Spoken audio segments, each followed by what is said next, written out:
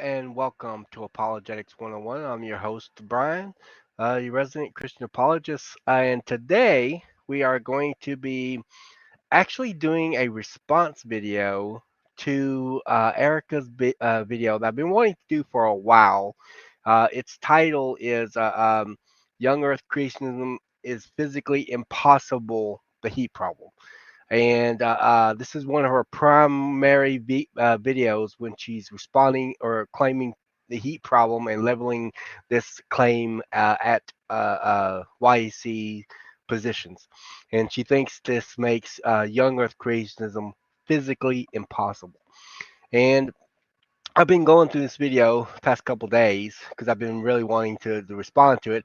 I can see why no one else has really gotten down to doing a response video. This video is kind of like all over the place the way it argues, and she uses a lot of rhetorical tricks too to argue some of the things that she's arguing. So we'll get into that as we're responding to it. But I realize there's just too much in this video that I can respond to. I'm not planning on doing a full video response to it anyhow, but I may do a few parts, maybe three, responding to various arguments that she makes into the video.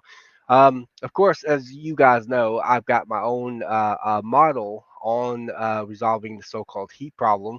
I don't think it was really ever a problem to begin with. Um, my model basically is what's called the geothermal feedback model, which I abbreviate as the GTF model. And this model is a thermally it sets it shows that the conditions of the flood is set up on a positive feedback loop that is thermally driven. It's driven by the very heat that's being generated.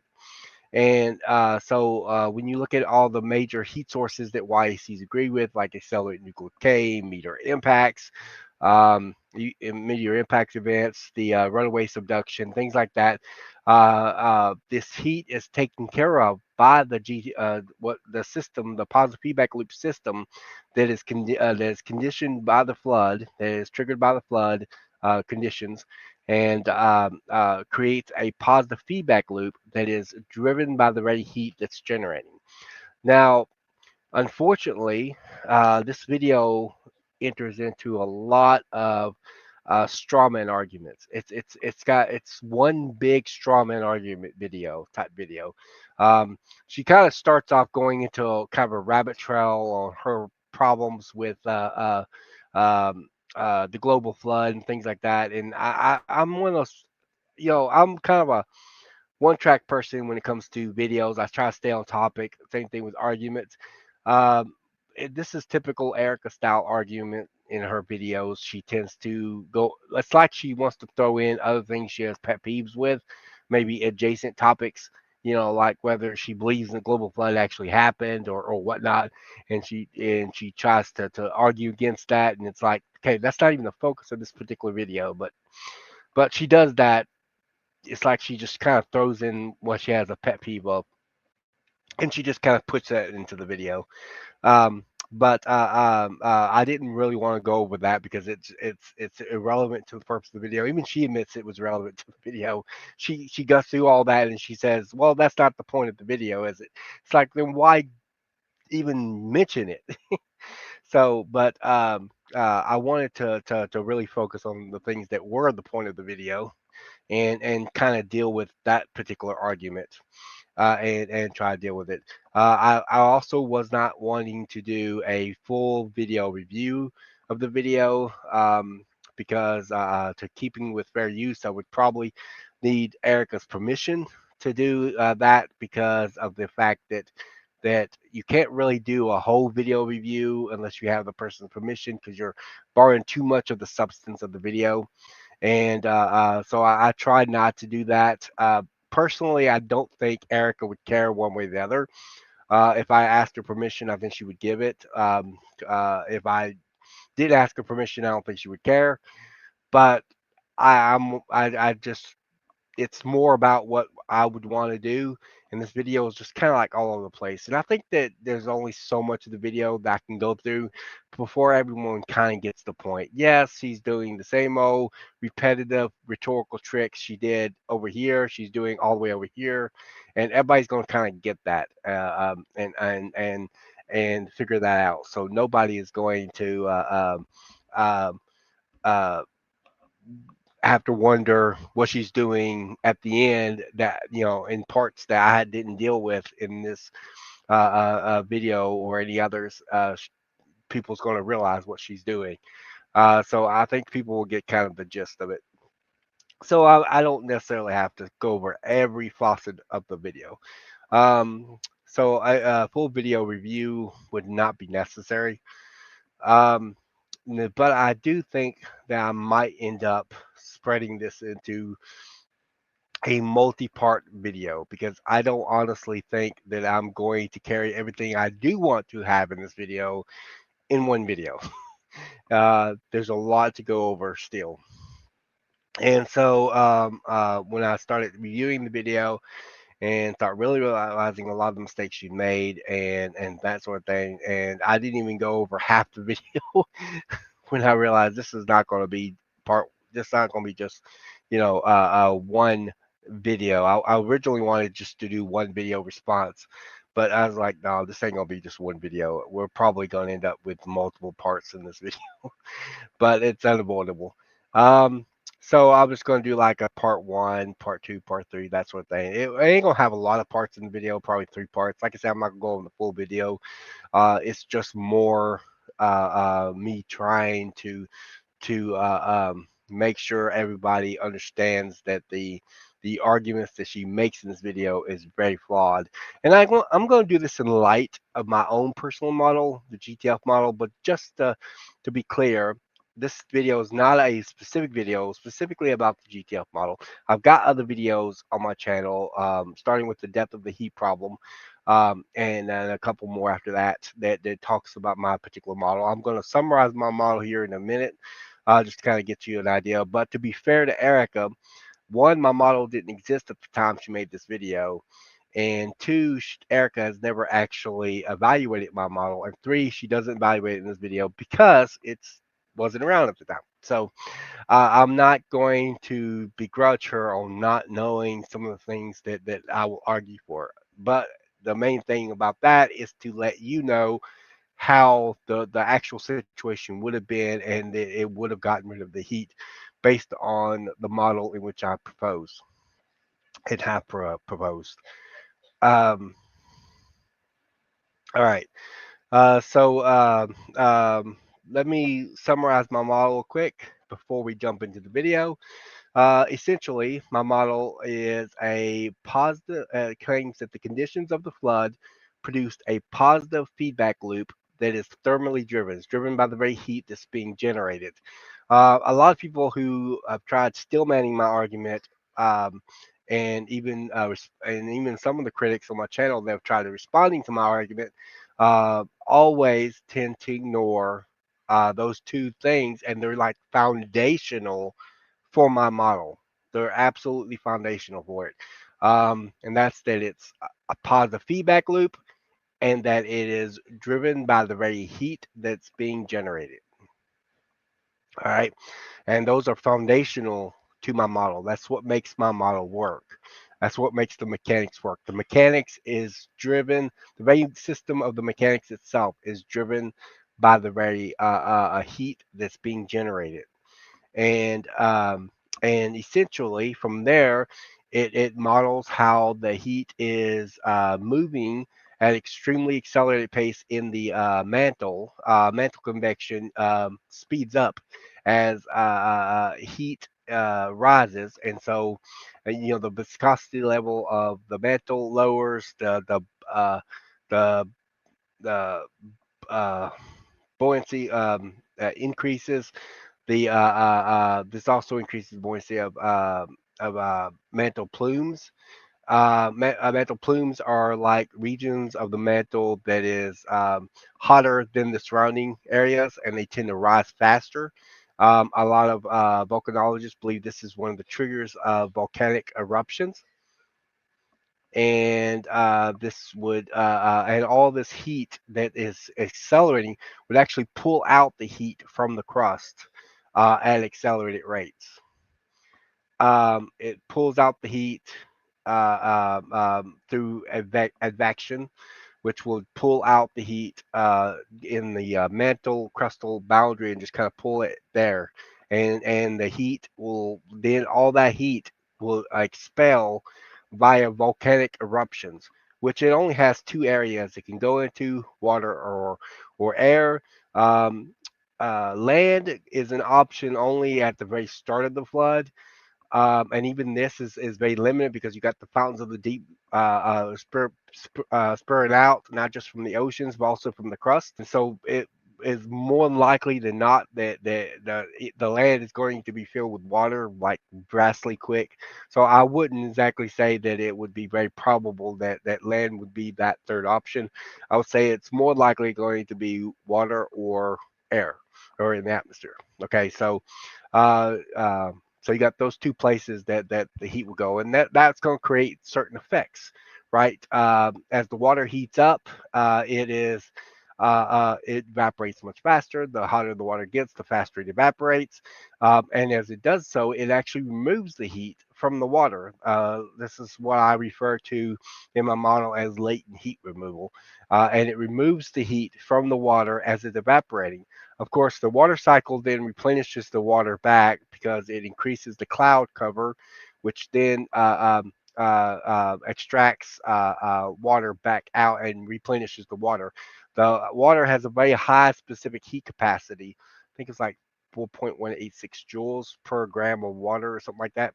And it's a very high heat capacity. And so it absorbs all of that heat. And and it will as it absorbs that heat, the temperature increases and it evaporates really fast, and then as it's rapidly evaporating, it at the same speed it will actually relinquish all that heat. So it actually and it replenishes the water back and that sort of thing. When it goes to the atmosphere, the heat will actually radiate out of the atmosphere in accordance with Stephen-Boltzmann's law and that sort of thing. Actually, I had a critic in the comment section say heat won't radiate out from Earth. It's like, what in the world are you talking about? Even the critics on my channel admit that. It's like, what? I know that sometimes critics treat the Earth like it's a closed system, but a lot of critics will actually admit that it is an open system. So I don't understand what he thinks on that, but the heat actually does radiate out from the Earth. That's how it gets rid of the heat. Otherwise, it would already. It's not a melting pot. It's not going to build the heat up uncontrollably.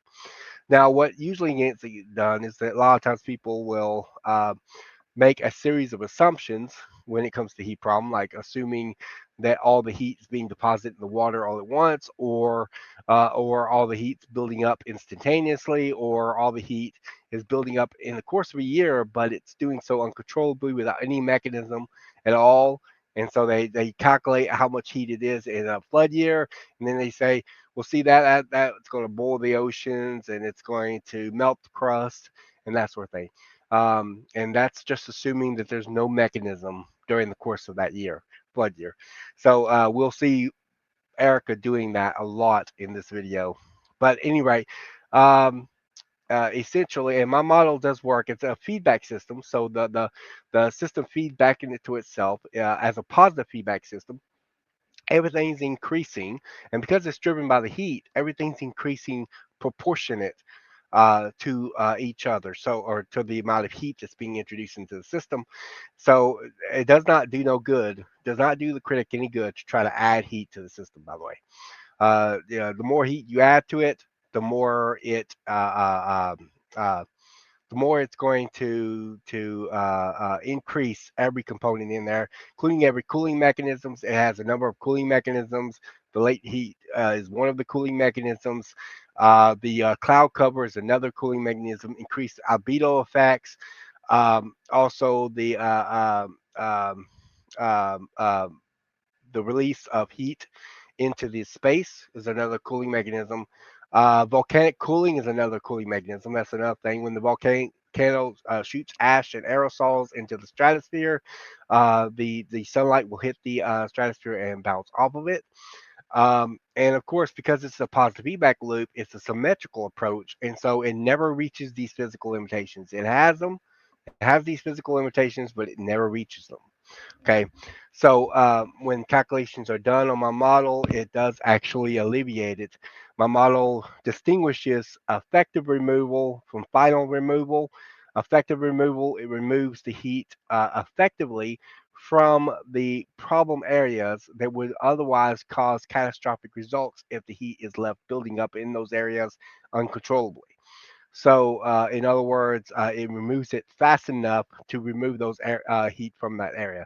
And effective removal, it actually removes over 99% of the heat by the end of the flood, and then the remaining gets removed following the flood.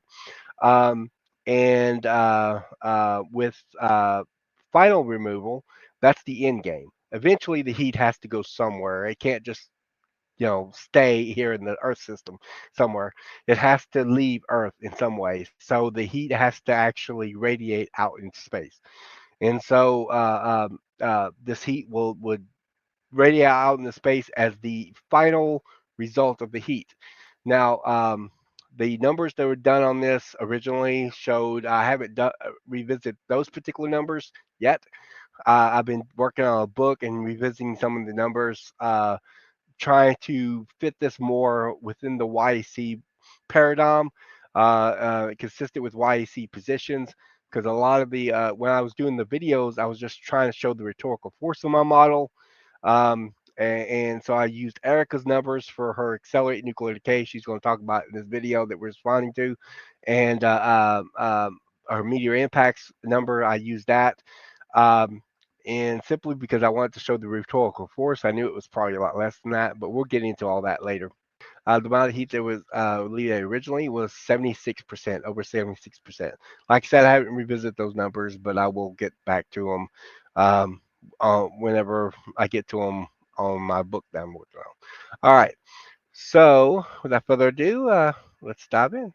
It turns out a lot of things release heat, like radioactive decay, impact events, limestone formation, magma hardening, continental drift, and many, many more. So that's just a little sampling of some things that are going to release a lot of heat if you take 4.5 to 500 million years. She is right or at least she's right. There's a lot of heat that's released during the flood, but we're going to deal with each one of those as she comes to it. So I'm not going to respond to them at this point. Worth of those processes and cram it into a single year of the flood. And I would like to look at how much heat they release specifically in the context of CPT. Let's start with radioactive decay. Radiometric dating, which is rooted in the radioactive decay law, is what gives us the 4.5 billion years of age for the Earth. Modern creationists. Okay. Right off the bat, that's false.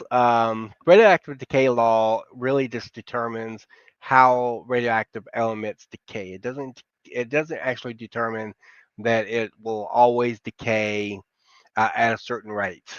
She does make that claim, but that's false. That's not what the radioactive decay law does. It just determines how it decays. What she's doing is she's assuming how it decays would then determine that it will always decay at that rate, and so she assumes that it always decays at that rate. But that's an assumption. She's assuming it always decays at that rate. We actually know now from experiments that from us testing it that we actually that certain conditions can actually affect decay rates, and we know this for a fact because we've actually observed it in laboratory experiments and that sort of thing. And so we know that it will actually be impacted by certain conditions that affect decay rates. Let's see what she says next. Suggests that most of the decay that has ever occurred happened during the creation week and during the flood. And given they only have 6,000 years to work with, this decay has to be seriously accelerated. According to conventional science, All right. I reject the idea that somehow that we have to have accelerated nuclear decay. That's actually false. most YCs do hold to accelerated decay, but we don't actually have to have it. There's lots of problems wrong with radiometric dating, not just the fact that it accelerated. Um, there's like three assumptions that is assumed by people who are trusting in radiometric dating and relying on it. One assumption is that the decay rate is constant. They don't know that. They claim that, but we actually know now that it's not, and certain conditions can impact that decay rate. But putting that aside, we don't have to actually have that. There's actually at least two other things that are also being assumed. You have to assume that the daughter isotope is uh, started out with 0% because it actually throws the dating off. Kind of like walking in there and seeing, think of it like an hourglass. You see the hourglass sand moving, you see a certain amount of sand in the top, certain amount of sand in the bottom. You see a certain rate in which the sand is flowing from the top to the bottom. And then you simply measure how much sand is at the top, how much sand is at the bottom, and the rate in which the sand is flowing between the top and the bottom, and then determine how long the hourglass has been flowing. But you have to assume that it's always flowed at that rate. You also have to assume that the sand in the bottom of the hourglass start out with 0% sand. So all the sand in the bottom that's there now came from the top. But what if it started out with the sand in that would throw your estimate off? You see what I'm saying? And so that's one of the assumptions. You have to assume it's isolated, that no additional radioisotopes are added. The initial conditions are the same as it is today. And we don't know that. In case of a global flood, that would not be the case, obviously. The initial conditions would be radically different, chaotically different during the global flood. And so there's actually other problems wrong with it. We could go into argon, excess argon that's been found in the samples. We go into known rocks, volcanic rocks that have been dated, anywhere from hundreds of thousands to millions and billions of years difference from the actual date of the rock that we actually know when the rock formed. I mean, we can go into all sorts of problems wrong with radiometric dating. We do not have to have accelerated nuclear decay, and it might even surprise some critics that not all YCs even believe in accelerated nuclear decay. There's a few that don't. I haven't found that many, but there is a couple that come across every now and then that rejects accelerated nuclear decay. We don't have to have accelerated decay. The reason I believe in accelerated decay is not because I have no choice to believe in accelerated decay, because that's the only way I can have a problem with radiometric dating. That's not true. I actually have lots of problems with radiometric dating, and I often list them, like I just did. um, but accelerate nuclear decay, I agree with that strongly because I think the evidence that favors accelerated decay is very strong. For one thing, we have helium inside zircon crystals. Helium is a byproduct, a direct byproduct of nuclear decay. So this is interesting. And we actually know that helium is a kind of what they call a slippery molecule. It slips through the crevices and cracks and crevices. And slippery, by slippery, we don't really mean talk about its substance. It's more like what it's doing. The helium can actually go through even the smallest little crevices and seep through. If something is porous, if something has even the tiniest hole or crack or something, helium can get through. And so that's why they put it in quotation marks. They're not really talking about its substance or its material makeup as much as what it's doing. It actually moves through even the slightest crevice that's there. And all the helium would actually, and this is especially true if it heats up, by the way. If you heat it up, it actually speeds out even faster. And if you sit there and the helium in the zircon crystals is way too much to be billions of years old. After billions of years, there would be no helium left in the zircon crystal.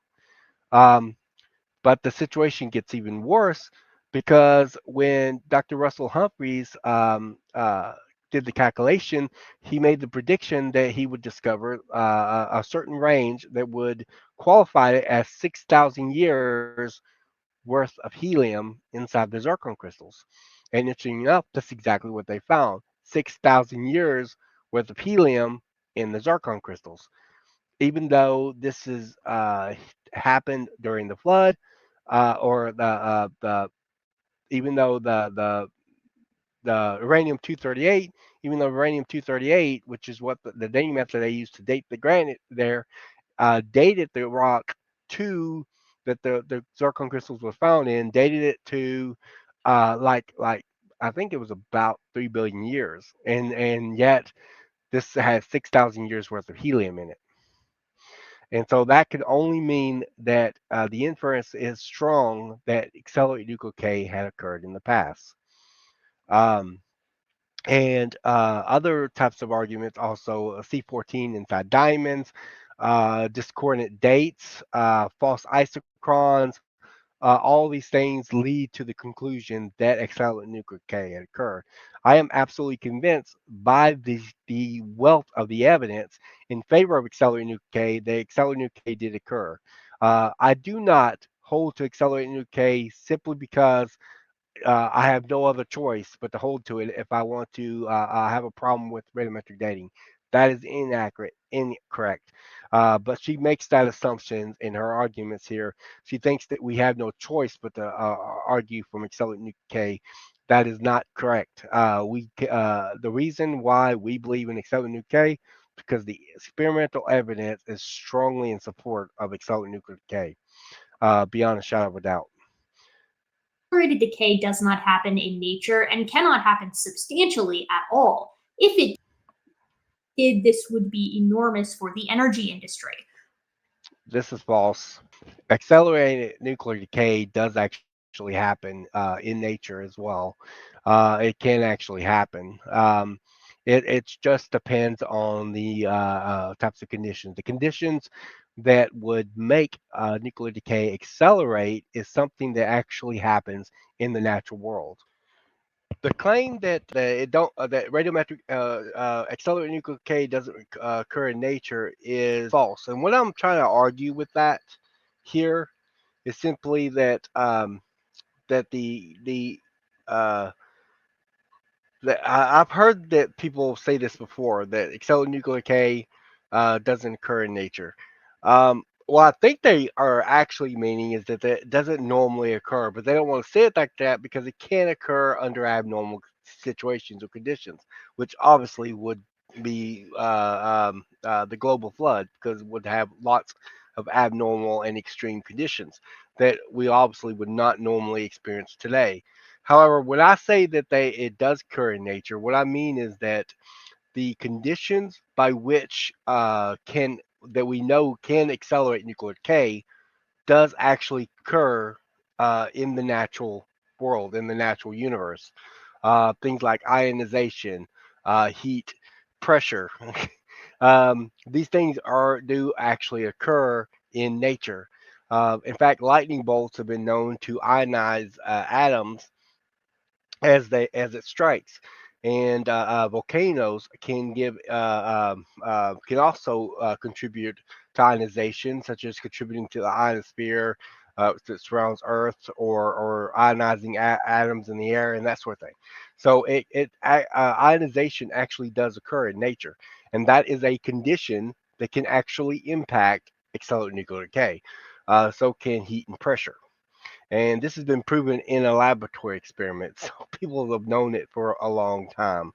Um, Now, what would be better to say, what would actually be better to say, is probably that exonuclear doesn't occur in normal conditions. That means the way the world is normally on a regular basis, it doesn't normally occur.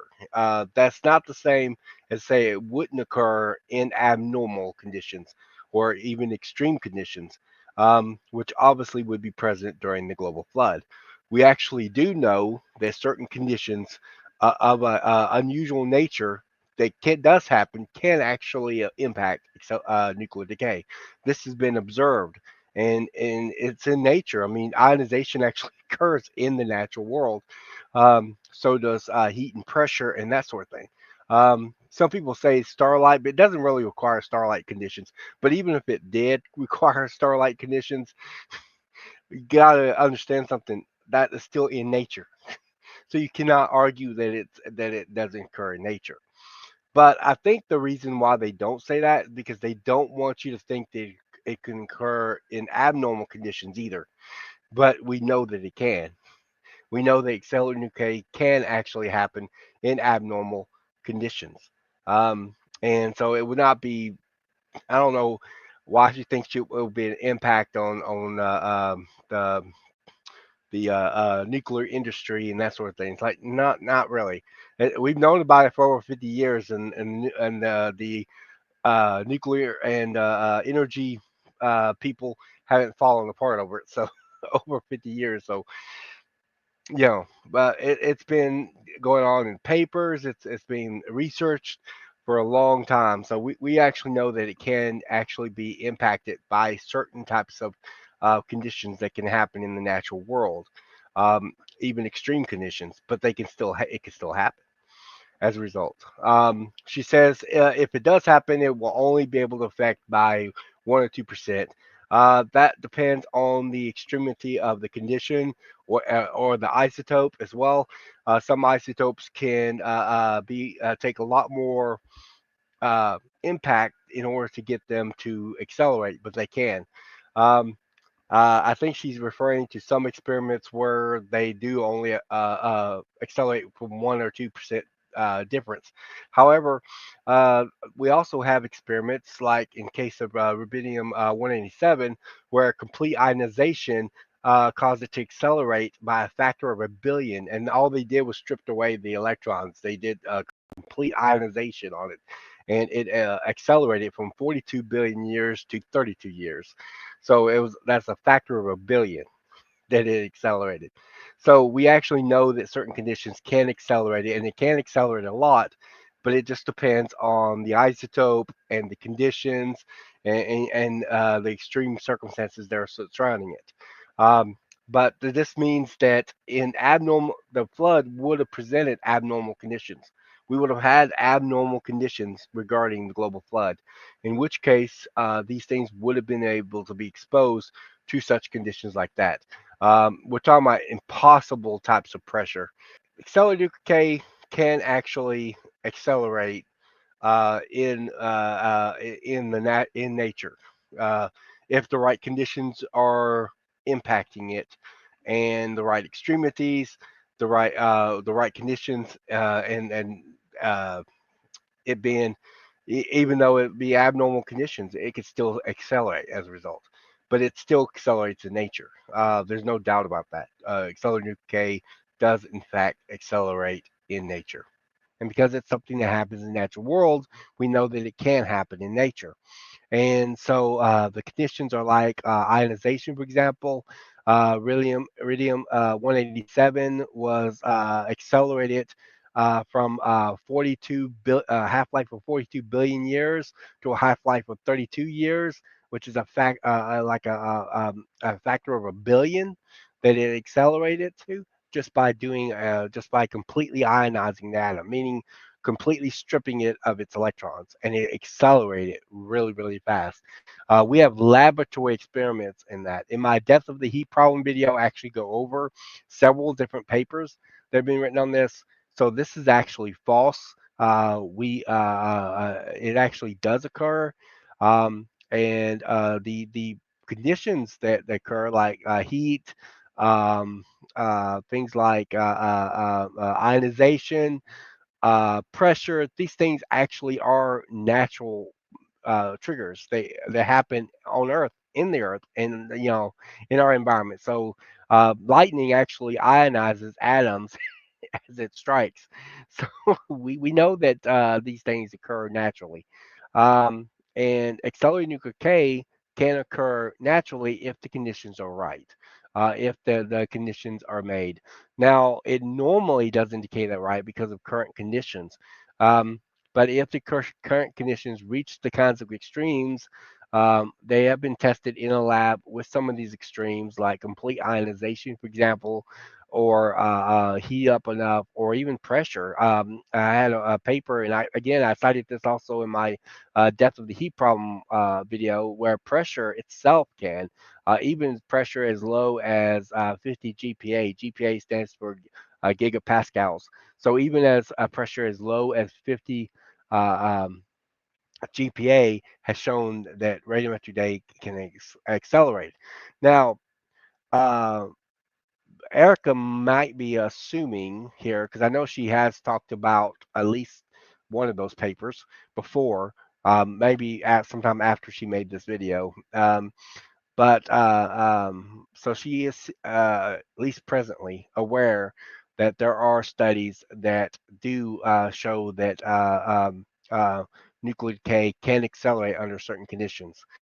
Um, is she talking about all the radiometric dating here? I think she's probably likely talking about all the radiometric dating here, or radiometric decay here, but that is inaccurate, obviously. Now, some critics will argue that there are what they call the big four can accelerate, and no matter what you do to them, they have not accelerated. This was brought up to me by a critic a while back. The big four that they're talking about is uranium 238, thorium 232, or thorium 232, and uranium 235, and potassium 40. Those are the four, and those are considered the big four because of their abundancy, or because of the fact that they're spread over globally, and the fact that they tend to have the highest half lives. Like thorium 232, half life is like 14 billion. It's like the most. I think it might be the most out of the radiometric elements of concerning half lives. And Uranium 238 is 4.5 billion years half life. Um, uh, Uranium 235's half life is 700 million years, and potassium 40 is like 1.2 uh, um, um, billion years for potassium 40. Potassium 40 is very small amounts, but it's spread over the earth. So it's spread over the crust of the earth and the mantle, and so that's why it's considered one of the big four. Um, and uranium 235 has a half life like 700 million years, but again, it's spread. It's mainly because of its abundancy globally, and because of the how high these half lives are, especially 232, or thorium 232, um, and that sort of thing. And so these are often called the big four. Sometimes they say that, well, nothing has everything's been thrown at these, and these won't accelerate at all. Some scientists think they won't accelerate at all, while others will say if they do, they accelerate about 1 or 2%. Okay, what is my response to this? First of all, not everything's actually been tried on these four. Partial ionization has been tried, true enough, and they didn't accelerate. But partial ionization is not as extreme as full ionization, and we know that certain ones will accelerate exceptionally under full ionization. And so full ionization has not been actually done on these. Partial ionization has. Full ionization is not. Another thing is the amount of pressure that's been done. I think they've been tested with 100 GPa, from what I understand, which is a little bit more than what in that study was done. But 100 GPa is only like a third of the interior pressure, because you go right there toward the core, click close to the core, in terms of pressure. Under normal conditions, toward the core, the pressure is about 300 GPa. So 100 GPa is about a third of that. So it's not as extreme. It's still within normal conditions. Um, the, in the flood, the pressure would have been incredibly. It would have been ridiculously high. You're talking about crazy pressure, it would have reached much higher than that during the flood. Um, but The temperature. I can't remember what the actual temperature was. I'm sure some critic is going to throw up in the chat and say, "Hey, I remember what temperature it was. It was excellent temperature." I can't really remember what it was. It might be in 2000, 3000. I can't remember. It did do some extreme temperature, but not. But of course, you can always go higher than what they actually did produce. And so, but the temperature involved during the flood be exceptional because even if you had all the other radiometric elements accelerating besides these four would eventually accelerate it because of how much heat is being produced from that, along with other heat sources. And so during the flood, and so they would have accelerated as well. I have a specific theory on what triggered the accelerating decay called the rifle theory, or RIFL. It's an acronym. I pronounce it rifle. It stands for radioisotopic feedback loop. It also sets the radiometric dating or radiometric decay, accelerated nuclear decay on a positive feedback loop. So it's constantly feeding back into itself and constantly increasing, feeding back into itself, increasing, and the very conditions in which are being produced by the radioactive elements are actually causing the accelerated nuclear decay, and it just kind of increases from that point, at least until the trigger that gives it life, namely volcanism in the rifle theory, dies down. Once that happens, so does accelerated nuclear decay. So it actually tapers off toward the end of the flood year. Um, by the end of the flood year, usually a little bit before, that sort of thing. So it would have actually accelerated this. But also another thing to keep in mind is uranium 238 was actually one of the big four, and it was actually the element that they used to test the rock. Okay, it's 3 billion years according to uranium 238, and but yet helium is being found in zircon crystals. There should be no helium left in the zircon crystals, but yet 6,000 years worth of helium is being found. Then that could only mean that uranium 238 had to have accelerated during the global flood. So, uh, of course, flood-like conditions, the so-called Big Four hasn't been tested with flood-like conditions. She says the energy people would be in turmoil if that was the case. That's not the case. That's false.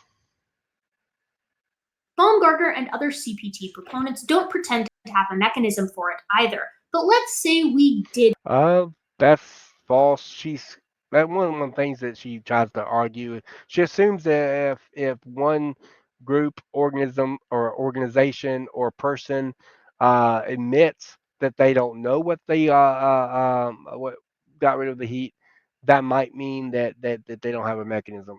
That's not the same thing as the mechanism not existing. We don't know. We might not know what the mechanism is, but that doesn't mean the mechanism doesn't exist. Of course, we now know what the mechanism is.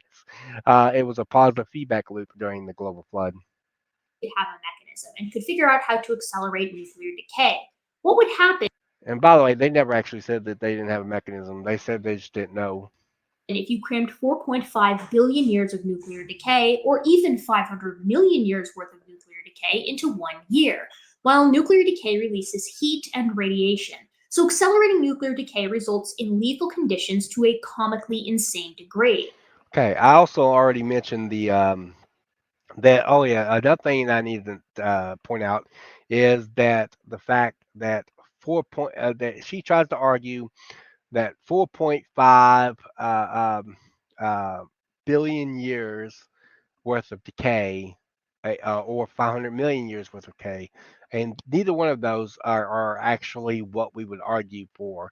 To start with uh, 4 point, we don't need 4.5 billion years worth of decay. We don't really need any accelerated nuclear decay, let alone 4.5 billion years. It's about how much nuclear decay had accelerated during the flood. It doesn't really matter whether it's 4.5. And by the way, no Earth rock has ever gotten to 4.5 billion years anyhow. Because I mean, no Earth rock has ever been dated to that with radiometric dating. What they use to date the Earth is meteor rocks and moon rocks. That's what they use to date the Earth. Not not they don't date no Earth rock has ever dated to 4.5 billion years, even with radiometric dating. Sometimes they date younger, sometimes they date older, sometimes they can get close, but they never actually date to 4.5 billion years. And what they do is because they believe the Earth is 4.5 billion years, because it would be the same age as the moon and the meteorites, the same the age of the solar system. Everyone agrees that the solar system and moon are the same age. And so they say, oh, well, it must be 4.5 billion years. It's kind of a circular argument because they assume it's 4.5 billion years. And so then they look and see which one would give them an age that's closest to that. So they tend to reject ones that give them too young of an age, and they reject the ones that give them too old age. Some of them have even give as much as 6 billion years for the age of the Earth. So, but they reject that because it gives them an age date estimate too old, and then they try to accept the ones that give them closest possible to 4.5 billion years. So that's how they work that. But no Earth rock actually give them the 4.5 billion years. So I don't see it being feasible for us to sit there and go in, look at the 4 point, look at uh, the situation where and try to argue for well, we need to get 4.5 billion years because that's how much it's dating, because it doesn't date it to 4.5 billion years anyhow. And there's other problems wrong with radiometric dating just besides the accelerating decay, so I don't have to fit 4.5 billion years into it at all. That's not the whole goal either. And by the way, she also tries to argue that Dr. Andrew Snelling argues for 500 million years, but that's not what he says. He says that the rock strata of the flood is usually dated about 500 million years and that sort of thing. It's not that he's arguing that we're trying to get 500 million years into accelerated nuclear decay, but that's what she will argue in this video. Friend of the channel, Jordan of the Reasons to Doubt podcast, helped me drum up some math. By taking the heat output today and applying it back in time, we end up with 1.68 times 10 raised 30 joules of energy for major nuclear decay chains over the past 4.5 billion years. This is equivalent. All right. Before we get into our ace bomb thing, in my death of the heat problem video, I actually used Erika's numbers because I wanted to show the rhetorical force of my model. But I since revised them numbers so that they were more consistent with YEC's actual positions, which is what Erika has to argue against, and more consistent with the rate team's research and experimental results and things like that. And so I'm gonna give that now. I'm gonna kind of show it or go to the my book here. Right here. Okay, this is the actual total of the heat that I came up with once I factor in the actual heat problem. Most of the heat is generated from accelerated nuclear decay. This is how much came into accelerated decay, which is actually probably about a less than one order of magnitude less than Ericus. So it's close, relatively speaking, but it's significantly less too in terms of the overall heat impact. But so it's quite a bit smaller in that term. But in terms of orders of magnitude, it's I think it's like one order of magnitude less or something like that. So it would seem like it's close in terms of orders of magnitude. But this right here is still a lot of heat, but it's quite a bit lower than Erica's number. So that's actually what I got for accelerated nuclear decay. And of course, what I got for runaway subduction, of course, the same as Baumgartner's. And fountains of the Great Deep is 3.24 times 10 to 27 power. Volcanic heat, and this is just the conventional heat that comes from volcanoes. So it's just the magma heat. It's not the actual heat that's also expelling out from volcanic heat, which I distinguished from that because I didn't want to include this as part of that number because I'm more. This is just the conventional heat, in addition to all the other heat sources that are generating during the flood. Meteor impacts. I came up with something very similar to what Erica came up with. Like it's very less, not too less than what Erica's number was. 4.0 times 10 to 26 power. I think hers was like 4 point something other times 20, 10 to the 26. So it's close to what Erica came up with. Um, Total heat from all sources, 6.136 times 10 to 29 power. Still a lot of heat, but nowhere near as much as Erica came up with. Erica came up with a lot more by the end of the flood year. But this is um, the heat, the total heat that was generated during the global flood using YEC actual positions. Let's continue on to discussing Erica's video. To 4.01 times 10 raised 14 1 megaton hydrogen bombs. This means every cubic kilometer gets its own 402 hydrogen bombs, and every square kilometer gets its own 787,884 hydrogen bombs. All right. This is a rhetorical trick that Erica does throughout the course of her video. Um, she does this quite often, and that's unfortunate. But she does do this a lot. Basically, what she's doing is she's taking hydrogen bombs, the amount of energy that we require in the form of a hydrogen bomb. The idea is to wow the critics, and so she does this by trying to argue how much energy is in their flood by looking at how many much energy is in a hydrogen bomb.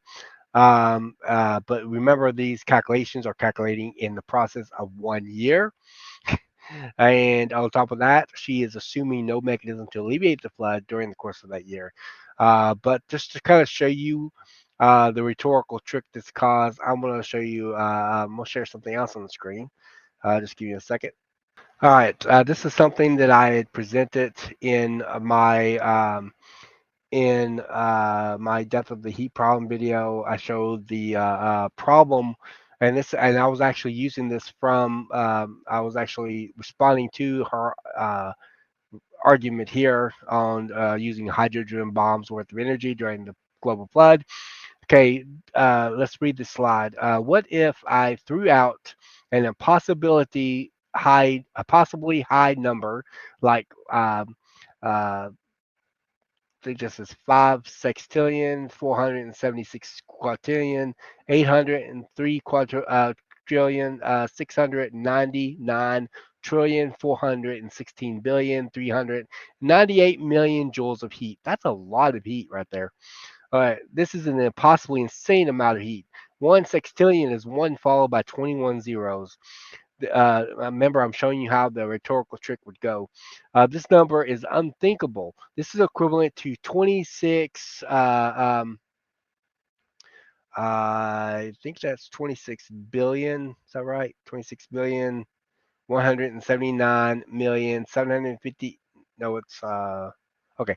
26,179,750 megaton Tsar bomba. Tsar bombas are the most powerful hydrogen bombs in the world. Most powerful ever detonated, at least, hydrogen bombs. All right. However, what if I also told you that this was the Earth's heat budget every year according to ChatGPT? That's right. And most of it comes from the sun. Like over 99% of the Earth's heat budget comes from the sun. What if I calculated over 100 years? The number comes to 547 septillion, 680 sextillion, 369 quintillion, 941 quadrillion, 639 trillion, 800 billion, 800 billion joules. This makes 2 million. Was that 2 billion? That's 2 billion. I have like 2,617,974,999 hydrogen bombs over 2.6 billion 50 megaton Zarabamba explosions. The problem with Erika's assumptions involves her calculating it this way, is implying that such an incredible amount of energy cannot be overcome when in fact it can be overcome if there is a mechanism that can dispel the heat and do so fast enough to avoid these cataclysmic results. Her argument is implying circular reasoning here since she's assuming no mechanism for doing that very thing when in fact one exists. She's also implying a rhetorical trick to try to persuade people by the rhetorical force of her argument, except the rhetorical force doesn't actually have rhetorical force. It just sounds like it does because it becomes very convincing when you start hearing hydrogen bombs worth of energy.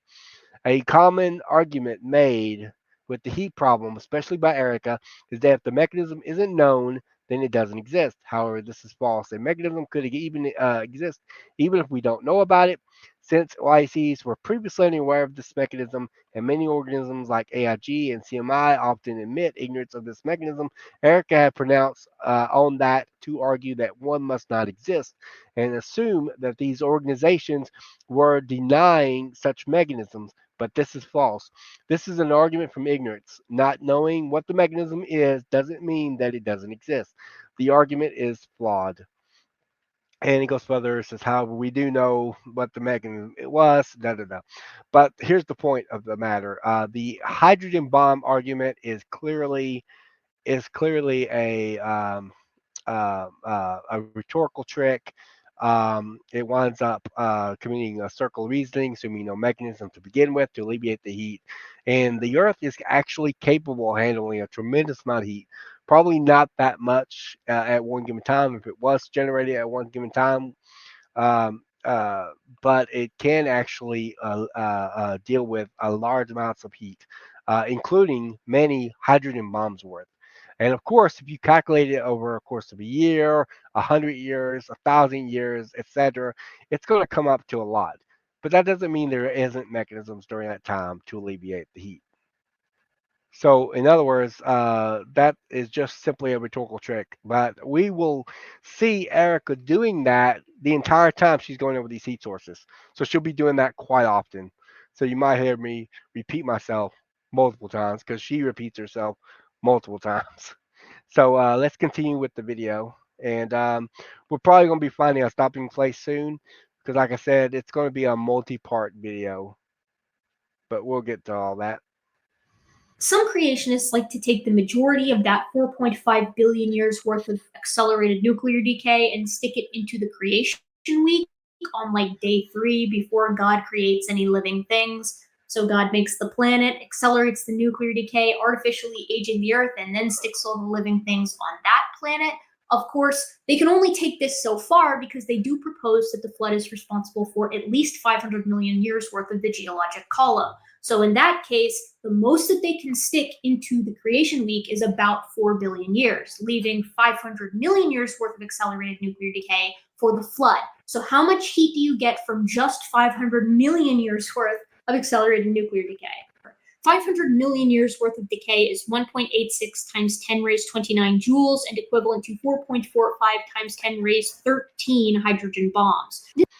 Okay, the calculation is based on the idea of a steady number, but keep in mind also that radiometric dating methods don't actually give you consistent numbers. They actually give you very inconsistent numbers. They don't all agree. You got C14, they also don't agree. C14 in diamonds and things like that are a problem for the idea of billions of years as well, because there should be no measurable amounts of C14 inside diamonds. And so again, that is an issue there. Um, but not with us, but with her arguments. And there's not 4.5 billion years worth, because of time that the rocks have been. That's an assumption she's bringing to the table. We don't have to substantiate 4.5 billion years. Why would we need to? Especially when the radiometric dating gives different dates for the Earth's rocks. They don't all agree. they're very inconsistent dates. They tend to be very inconsistent with each other. Even with isochron dating, even with a perfect isochron, you can wind up with false isochrons. So I don't find that argument very convincing there. This is equivalent to 87,237 H bombs per square kilometer. You see how that was? See how she did that? Again, it's a rhetorical trick, but it really doesn't matter because it's not even that high to begin with. But that's a rhetorical trick to make you think that hey, look how high this is, and in reality, it's actually not only is the heat less, but it actually assumes no mechanism during that, and that's after it's calculated over the course of a year's time. So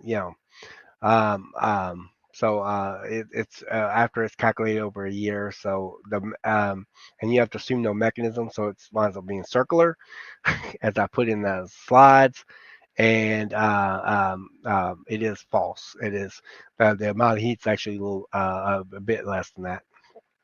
But in any case, that doesn't mean there isn't a lot of heat during the flood, but it's just a question of a mechanism to get rid of the flood, regardless what the mechanism is. She just assumes that there's no mechanism.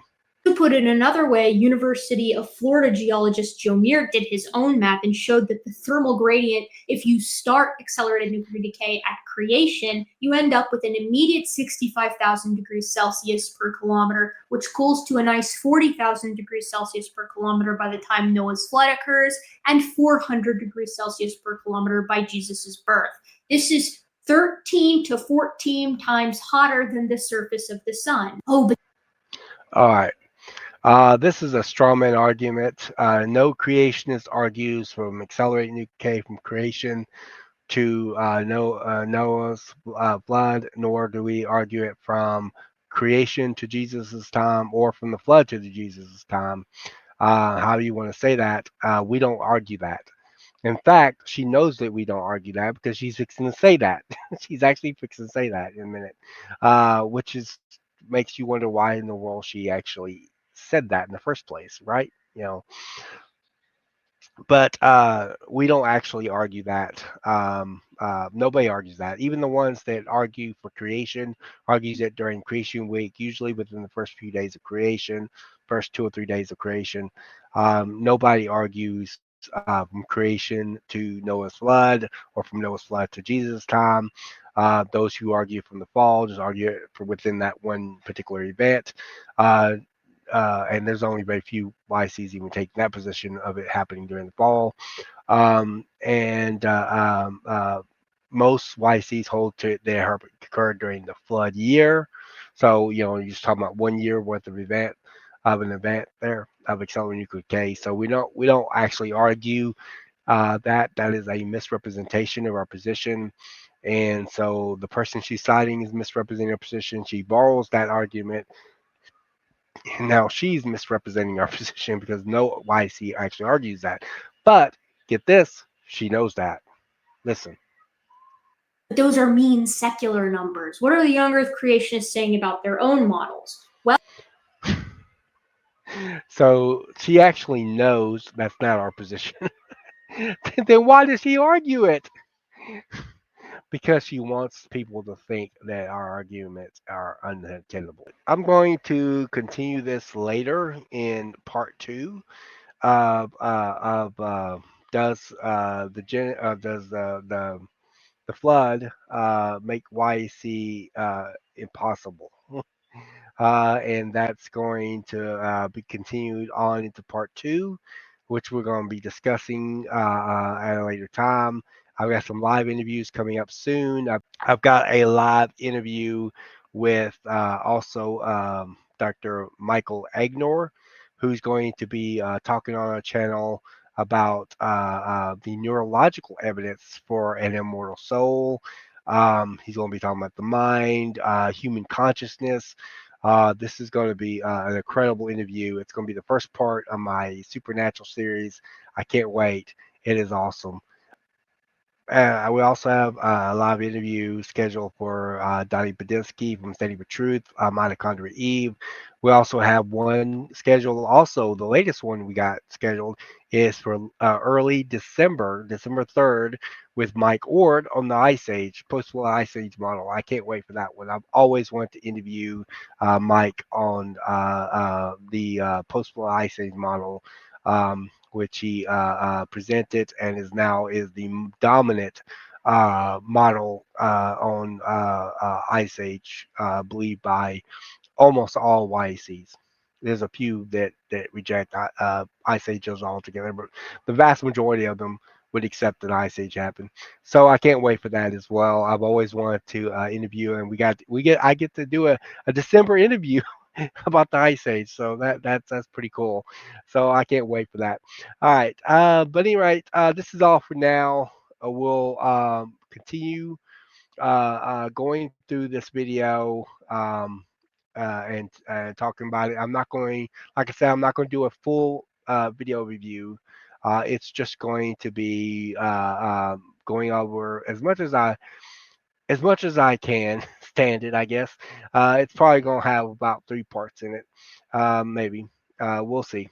But anyway, and I'll let you know when it's the final episode of me dealing with that particular video. It's a very popular video on Erika's channel. She's the one who popularized the idea of the heat problem on YouTube, and that's something that's like her baby when it comes to arguments.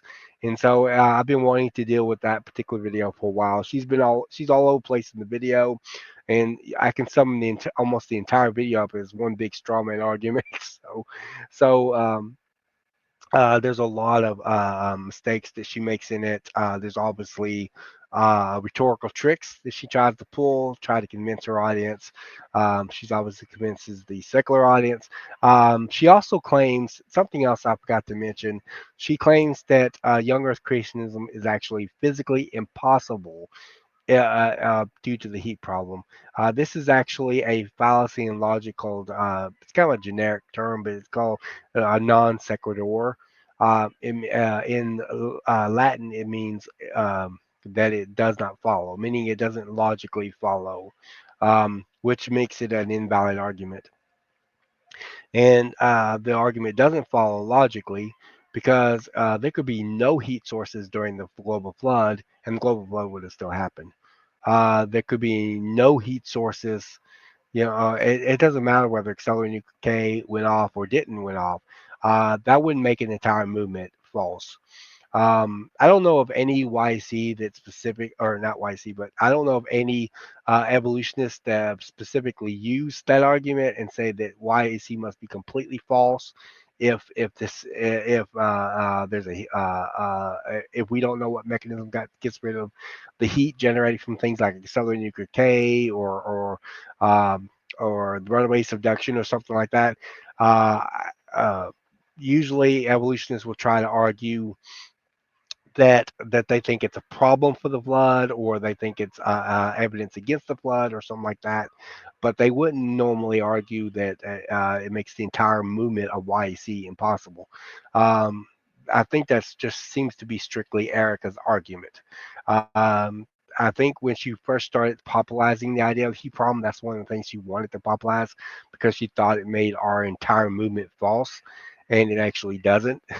That actually does not follow logically. I think a lot of critics picked up on that, and that's why they don't use that specifically in the way in which Erika uses it.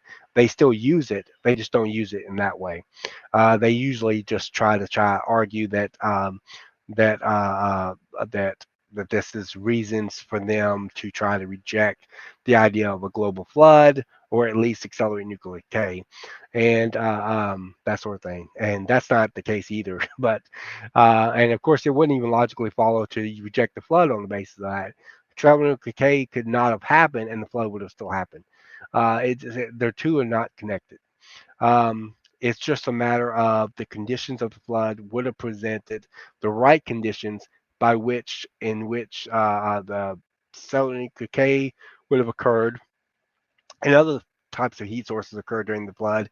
And but this but my model shows that this heat would have been able to be alleviated by the fact that it would have put it on a thermally driven positive feedback system that would have moved the heat from catastrophic areas fast enough where it would not have had catastrophic results and eventually lead to final removal of the heat via radiation release of the heat into space in accordance with Stephen Boltzmann's law, and that sort of thing. And that's ultimately what would happen. But anyway, I just thought I'd point that out that wouldn't follow logically anyhow. But that's one of Erika's key arguments. But anyway, thanks for joining me on here on Apologetics 101. I appreciate it. Again, I've got some live shows ahead of me. Please don't forget to subscribe to my channel if you hadn't already. If you're new to my channel, I do all things apologetics. Like I said, I've got some live shows doing. I've just recently started doing live shows, but I'm starting to do more live shows, live interviews. So please join me on here for that. It is a fun time on Apologetics 101. I plan on doing a lot of different interesting stuff ahead. I got a new supernatural series fixing to come out. I've got a mini series right now, presently out, the Tompkins Controversy Revisited mini series. The Genesis series on my channel is the longest running series I've ever had on my channel ever, and it's still ongoing. So I love that as well. And of course, you got this right here, a multi-part response video to Erika's beloved physically impossible video that she makes. I like to shorten it down to that, but we're going to be responding specifically to that video in this short response series. It'll probably have about 3 videos, maybe. We'll see where it takes us. And see if we want to how far we want to go with it to respond to that particular video. But to answer the question, no, the heat problem wouldn't make young Earth creation impossible anyhow. But the heat problem is really not really a problem. It's just ends up creating the great conditions which would have gotten rid of the heat. All right, that's all for now. More later. Again, like I said, subscribe to my channel if you hadn't already. Don't forget to hit that notification bell. Ding ding. Make sure you hit that notification bell. Don't forget to like the video. More ahead. Lots more material, a lot more content, and series ahead, a new series that I'm also starting with supernatural series that I'm going to get into near death experiences and the human soul and also deal with things like demonic possessions and hauntings that people often report, and so I will be dealing with all that. So that's going to be kind of very cool the way I'm going to be addressing that in the supernatural series and be my first non-Genesis series for a long time because I've been focused a lot on Genesis. So I'm really looking forward to Supernatural and see where that takes me. Hopefully more people will subscribe to my channel, more people will view my content. I am a Christian apologist. I love Christianity. I think it's the most factually and evidential based belief system in the entire world. And I love being part of this belief system. I love being part of this worldview. I love defending it. It's easy to defend, and I love it very much. And I hope you guys love it too. But any rate, until next time, see you.